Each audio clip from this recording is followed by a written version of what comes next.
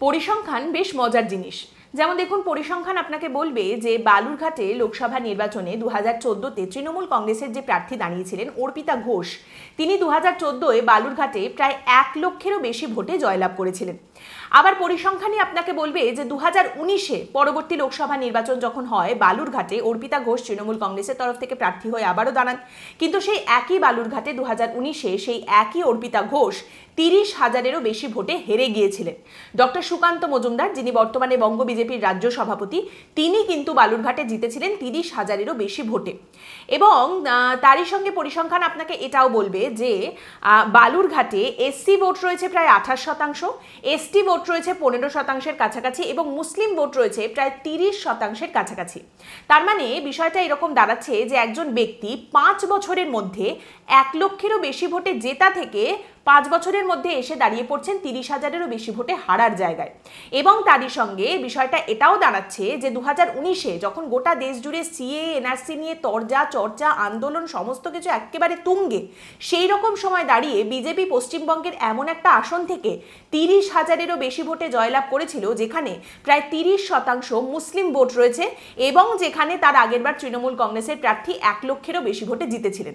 এবার এটা সম্ভব হলো কি করে? এই উত্তরটা পরিসংখ্যান আপনাকে দেবে না, কিন্তু আপনি যদি একটু খুঁজে দেখেন তাহলেই আপনি উত্তরটা পেয়ে যাবেন। আর উত্তরটা হচ্ছে, বিপ্লব মিত্র ভোটের দিন ঘুমাচ্ছিলেন। বিষয়টা কি হলো? তৃণমূল কংগ্রেসের নেতা ছিলেন বিপ্লব মিত্র। এবার অর্পিতা ঘোষকে 2019-এ যখন বালুরঘাটে তৃণমূল কংগ্রেসের তরফ থেকে প্রার্থী করা হয় তখন অনেকেই অখুশি হয়েছিলেন, কিন্তু তাদের মধ্যে সবথেকে বেশি অখুশি যদি কেউ হয়ে থাকেন তাহলে তিনি হয়তো ছিলেন এই বিপ্লব মিত্র। সেই সময় তৃণমূল কংগ্রেসের তৎকালীন মহাসচিব পার্থ চট্টোপাধ্যায় জেলে যাননি তখনও, তিনি তখনও বাইরে রয়েছেন, লোকজনকে ধমকেও বেড়াচ্ছেন। তো পার্টির যে মিটিং হয় সেখানে এই বিপ্লব মিত্রকে পার্থ চট্টোপাধ্যায় পরিষ্কার বলে দেন, ধমকে রীতিমতো বলে দেন, দলের সিদ্ধান্তের বাইরে গিয়ে কথা বললে কিন্তু তার ফলাফল মোটেই ভালো হবে না। এবং তারই সঙ্গে সেই সময় এটা জানিয়ে রাখি যে বিপ্লব মিত্র কিন্তু দক্ষিণ দিনাজপুরের জেলা সভাপতি ছিলেন তৃণমূল কংগ্রেসের। মমতা বন্দ্যোপাধ্যায়ও বিপ্লব মিত্রকে কটাক্ষ করেন। তিনি সাংবাদিকদের বলেন যে অনেকেরই এখানে প্রার্থী হওয়ার লোভ হয়েছিল, কিন্তু সেটা মোটেই হবে না। এবং মমতা বন্দ্যোপাধ্যায়কে যখন সাংবাদিকরা প্রশ্ন করেন যে আচ্ছা, প্রার্থী হতে না পারার জন্য কেউ যদি দুঃখ পেয়ে দলটল ছেড়ে চলে যায় তখন কি হবে, মমতা বন্দ্যোপাধ্যায় উত্তর দিয়েছিলেন, গেলে আমি বেঁচে যাই। বেশ, তো বিপ্লব মিত্র সেই বৈঠক থেকে বেরিয়ে সাংবাদিকদের সম্মুখীন হয়ে বলেন যে ঠিক আছে, আমি যতদিন দলে আছি, দলের জেলা সভাপতি হয়ে রয়েছি, ততদিন পর্যন্ত দলের সিদ্ধান্ত মেনেই চলবো, সবাই মিলে একসঙ্গেই আমরা লড়াই করব। মুখে তো বিপ্লব মিত্র এই কথাটা বলে দিলেন, কিন্তু কাজে কি হলো? কাজে দেখা গেল 2019-এ লোকসভা নির্বাচনের দিন, যেদিন বালুরঘাটে ভোট, সেদিন সকালবেলা বিপ্লব মিত্রর কোথাও দেখা পাওয়া যাচ্ছে না। মানে তৃণমূল কংগ্রেসের প্রার্থী অর্পিতা ঘোষ চারিদিকে ছুটে বেড়াচ্ছেন। আপনারা জানেন যে ভোটের দিন যে কোনো প্রার্থী বা যে কোনো রাজনৈতিক দলের যে সমস্ত কর্মী সমর্থক নেতারা থাকেন তাদের কতটা ব্যস্ততা থাকে, কত কাজ থাকে।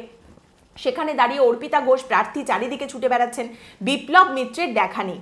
বেলা 11টার সময় তিনি ময়দানে নামলেন, ততক্ষণে বালুরঘাটে 25% ভোট হয়ে গেছে। তিনি নাকি দেরি পর্যন্ত ঘুমাচ্ছিলেন, তার ফোনটাও বন্ধ ছিল, তাকে পাওয়া যাচ্ছিল না ফোনেও। এবং তৃণমূল কংগ্রেসেরই আরও একজন নেতা সাংবাদিকদের সামনে বলেই ফেলেন যে বিপ্লববাবু তো এই গোটা ভোট প্রচারটা ঘুমিয়েই কাটিয়ে দিলেন। তো এই যে বিপ্লববাবু ঘুমিয়েই কাটিয়ে দিলেন, এর ফলাফল স্বরূপ কি দেখা গেল? ফলাফল হিসেবে দেখা গেল নির্বাচনের পরে অর্পিতা ঘোষ তৃণমূল কংগ্রেসের প্রার্থী, তিনি হেরে গেছেন, সুকান্ত মজুমদার জিতে গেছেন। আর শুধু তাই নয়, এই ভোটের পরে দেখা গেল বিপ্লব মিত্র গেরুয়া হয়ে গেছেন, তিনি বিজেপিতে যোগদান করলেন। এবং তিনি যখন তৃণমূল কংগ্রেস ছেড়ে বিজেপিতে গেলেন, তৃণমূলকে একেবারে কাঁদিয়ে গেলেন, কারণ তিনি একা যাননি, তিনি গেলেন, তার সঙ্গে করে তিনি নিয়ে গেলেন দক্ষিণ দিনাজপুরের জেলা সভাধিপতিকে এবং তারই সঙ্গে আরও 9 জন জেলা পরিষদের সদস্যকেও তিনি নিয়ে গেলেন বিজেপিতে। তার ফলে বিজেপি কি পেল? 18 জন সদস্যের যে বোর্ড, তার মধ্যে 10 জন সদস্যকে পেয়ে গেল বিজেপি, এবং বিজেপি সেই জেলা পরিষদ দখলের দাবিও তুলল।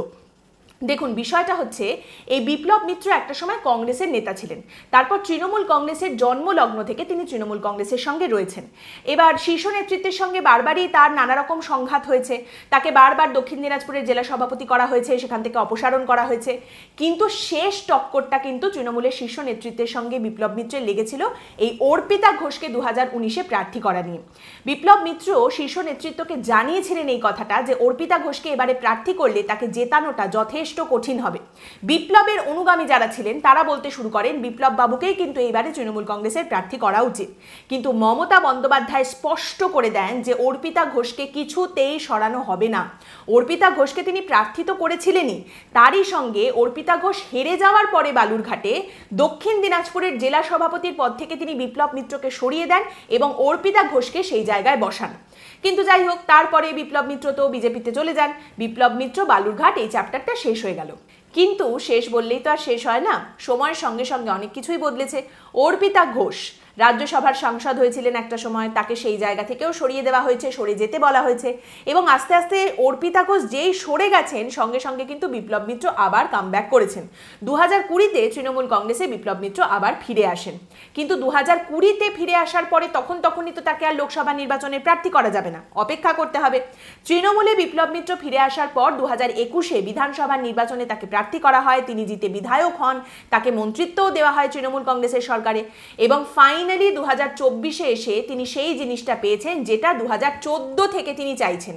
10 বছর অপেক্ষা, বিভিন্ন রকম সংঘাত, জেলা সভাপতি হওয়া, সেখান থেকে সরে যাওয়া, বিজেপিতে যাওয়া, সেখান থেকে ফিরে আসা, সমস্ত কিছু করার পরে ফাইনালি লোকসভা নির্বাচনের প্রার্থীপদ এইবার তিনি পেয়েছেন। তৃণমূল কংগ্রেসের প্রার্থী হিসেবে তিনি দাঁড়িয়েছেন বালুরঘাটে বিজেপির সুকান্ত মজুমদারের বিরুদ্ধে। এবং এবারে দেখা যাচ্ছে নির্বাচনে দাঁড়ানোর পরে বিপ্লব মিত্রের ধৈর্য কিন্তু অনেকটাই কমে গেছে। এইবারে একদম টু দ্য পয়েন্ট ইনস্ট্রাকশন তিনি দিয়ে দিয়েছেন তৃণমূল কংগ্রেসের নেতাকর্মীদের উদ্দেশ্যে। বালুরঘাটে স্পষ্ট তিনি বলে দিয়েছেন যে দেখুন, অভিষেক বন্দ্যোপাধ্যায় আমাদের মূল সেনাপতি, তিনি বলে দিয়েছেন এবং মমতা বন্দ্যোপাধ্যায়ও আমাকে বলে গেছেন যে প্রধানের এলাকায় ভোট কম হবে সেই প্রধানকে পরের দিনই পদত্যাগ করে সরে যেতে হবে। যে পঞ্চায়েত সমিতিতে আমরা কম ভোট পাবো সেই পঞ্চায়েত সমিতির সভাপতিকে কিন্তু পরের দিনই পদত্যাগ করে সরে যেতে হবে। আর আপনারা যদি পদত্যাগ না করেন তাহলে সরকারি ক্ষমতা প্রয়োগ করে আপনাদের সরিয়ে দেওয়া হবে। মানে দলের নেতাদের পারফরমেন্স ভোটে কেমন হবে তার উপর নির্ভর করছে সরকারি ক্ষমতা প্রয়োগ করা হবে কি হবে না। দেখুন, বিপ্লব বাবুর বয়স মোটামুটি 70-এর কোঠায়। তিনি খুব ভালো করেই জানেন যে এই শেষ সুযোগ তিনি পেয়েছেন, এইবার শেষবার। জিতলে হাতে আসবে ক্ষমতার ভার আর হারলে সবটাই পগার পার। একদিকে যখন তৃণমূল কংগ্রেসের এসব সমীকরণ চলছে, অন্যদিকে বিজেপির প্রার্থী যিনি এখানে ডক্টর সুকান্ত মজুমদার, বঙ্গ বিজেপির রাজ্য সভাপতি, তিনিও অবশ্যই নিজের সমীকরণ বসাবেন, নিজের সব রকম জায়গা তিনিও ঠিক করছেন। দেখুন, বিষয়টা হচ্ছে যে এই বালুরঘাটে একটা সময় আরএসপির রাজত্ব ছিল, আরএসপির ঘাঁটি ছিল এটা। তো এই বামেদের ভোটটা কিন্তু একটা বড় অংশে বিজেপির কাছে শিফট হয়েছে এই বালুরঘাটে। এবং তারই সঙ্গে বালুরঘাটে অত্যন্ত গুরুত্বপূর্ণ ফ্যাক্টর হলো আদিবাসী এবং তফসিলি ভোট ব্যাংক। এবং এই আদিবাসী তফসিলি ভোট ব্যাংক যে অত্যন্ত গুরুত্বপূর্ণ সেটা কিন্তু আরও একবার সামনে উঠে আসে যখন প্রধানমন্ত্রী নরেন্দ্র মোদীর গলাতে এই বালুরঘাটে আদিবাসী মহিলাদের সঙ্গে কি ঘটেছিল সেই কথাটা উঠে আসে। আপনাদেরও নিশ্চয়ই মনে আছে বালুরঘাটে 3 জন আদিবাসী মহিলা তারা বিজেপিতে যোগদান করেছিলেন। তারপর যখন তারা আবার তৃণমূল কংগ্রেসে ফিরে আসতে চান, তৃণমূলের তরফ থেকে নিদান দেওয়া হয় যে তাদের দণ্ডি কেটে তবে দলে ফিরতে হবে। বিজেপিতে গিয়ে তারা অপরাধ করেছেন, অতএব রাস্তায় দণ্ডি কাটতে হবে তাদের। এই ঘটনা সামনে আসার পর প্রচুর সমালোচনা হয়, তৃণমূল কংগ্রেসের তরফ থেকেও কিছু ব্যবস্থা নেওয়া হয় দলে যিনি এই কাজটা করেছিলেন, যিনি এইসব নিদান দিয়েছিলেন তাকে নিয়ে। তো এই সমস্ত কিছু হওয়ার পরে যারা দণ্ডি কেটেছিলেন যে সমস্ত মহিলারা, তাদের মধ্যে একজনকে কিন্তু তৃণমূল কংগ্রেস পঞ্চায়েত নির্বাচনে প্রার্থী করে দাঁড়ও করায়। তিনি বিজেপির প্রার্থীকে হারিয়ে জিতেও যান, কিন্তু তাকে পঞ্চায়েত প্রধান করা হয়নি। সেজন্য সেই মহিলা এবং তার পরিবারের তরফ থেকে ক্ষোভও উগড়ে দেওয়া হয়। তো যাই হোক, প্রধানমন্ত্রী যখন বালুরঘাটে প্রচারে আসেন এই নির্বাচনের আগে, তিনি কিন্তু এই প্রসঙ্গটাকে তুলে ধরেছেন এবং তিনি বলেন যে 3 জন আদিবাসী মহিলা তারা বিজেপিতে যোগদান করেছিলেন যে কারণে তৃণমূল কংগ্রেসের গুন্ডারা তাদের সাজা দিয়েছিল। এবং তারই সঙ্গে রাষ্ট্রপতি দ্রৌপদী মুর্মুর কথাও তিনি তুলে আনেন এবং প্রধানমন্ত্রী বলেন যে বিজেপি এমন একটি রাজনৈতিক দল যারা এই দেশে প্রথম একজন আদিবাসী মহিলাকে রাষ্ট্রপতি পদে বসিয়েছেন এবং রাষ্ট্রপতির সম্মান দিয়েছে। আর উল্টো দিকে রয়েছে তৃণমূল কংগ্রেস যারা আদিবাসী মহিলা, আদিবাসী মানুষদের বেঁধে রাখতে চায়। বুঝতেই পারছেন, এটা কিন্তু বালুরঘাটে অত্যন্ত গুরুত্বপূর্ণ একটা ফ্যাক্টর।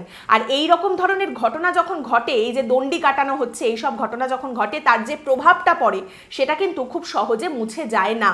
তারই সঙ্গে বলি যে আদিবাসী তফসিলি জাতির মানুষজনকে সারা বছর কিছু নেতারা রয়েছেন, কিছু ক্ষমতাশালী নাকুচু মানুষজন রয়েছেন যারা অন্যান্য সময় যখন নির্বাচন থাকে না তখন ভীষণ তুচ্ছতাচ্ছিল্য করেন।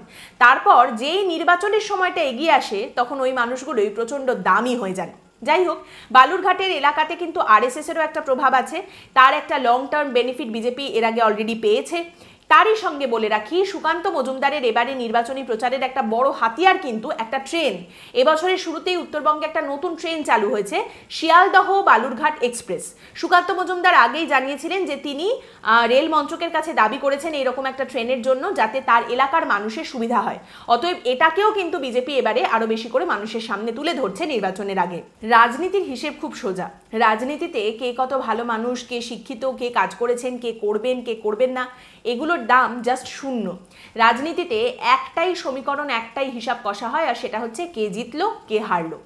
আপনাদের মনে আছে 2021-এর নির্বাচনের সময় বিজেপির তরফ থেকে বলা হয়েছিল 200টার বেশি আসন তারা পাবে। বিজেপি সেই স্বপ্ন দেখেছিল, কিন্তু 77-এই তাদের থেমে যেতে হয়েছিল। এর কোপ এসে পড়েছিল দিলীপ ঘোষের ওপরেও। তার রাজ্য সভাপতির পদটা চলে যায়, সর্বভারতীয় পদও তাকে হারাতে হয়। তারপরে তিনি যে এলাকা থেকে জিতেছিলেন, যেখানে থেকে জিতে তিনি এমপি হয়েছিলেন, সেখান থেকেও তাকে সরিয়ে নিয়ে গিয়ে এবারে অন্য জায়গায় তাকে প্রার্থী করা হয়েছে। আবার উল্টো দিকে দেখুন, সেই 2021-এর লড়াইতেই শুভেন্দু অধিকারী, যিনি মমতা বন্দ্যোপাধ্যায়কে হারিয়েছিলেন, তাকে বিরোধী দলনেতা করা হয়। পুরসভা পঞ্চায়েত ভোটে তিনি একটু ব্যাকফুটে থাকলেও তিনি কিন্তু এখনো বিজেপির একদম পশ্চিমবঙ্গের শীর্ষ নেতৃত্বের মধ্যে একজন রয়েছেন।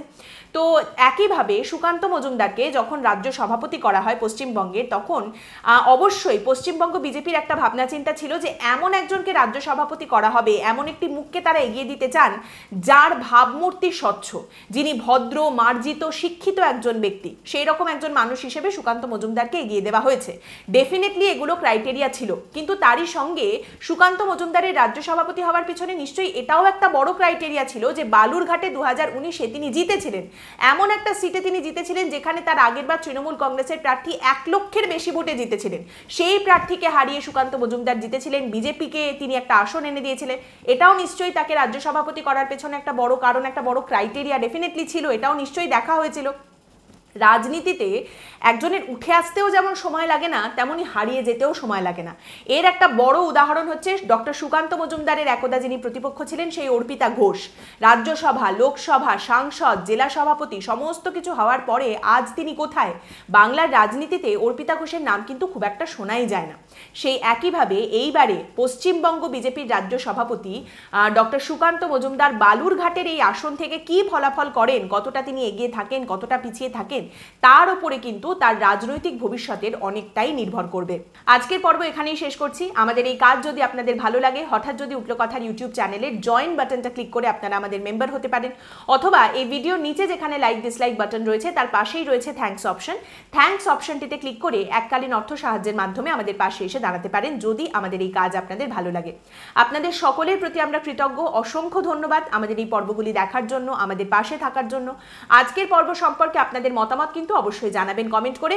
পরের দিন আবার দেখা হবে একটা নতুন বিষয় নিয়ে আলোচনায়, হঠাৎ যদি উঠলো কথায়। ভালো থাকবেন।